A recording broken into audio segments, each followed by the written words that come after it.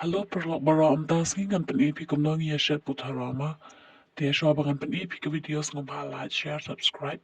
ku channel jonga tin tasking kan epi ke video ma ba Kummno ngi shet putharo te din bingila dum yu khau ula klalong no kum u ata mo ngila king lang bat ko ngila khle lang bat ko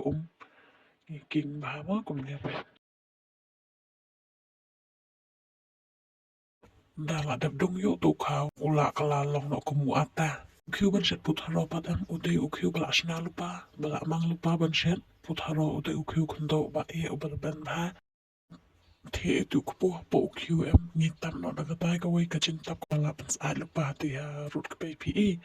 ti ha din bala dap tam no yu tai wa kupo ti ka tai ka wai ka chin tap ni ban sa biang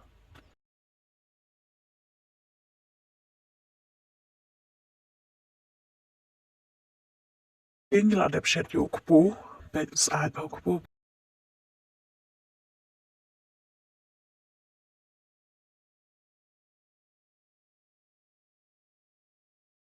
bam bat ka tungrymbai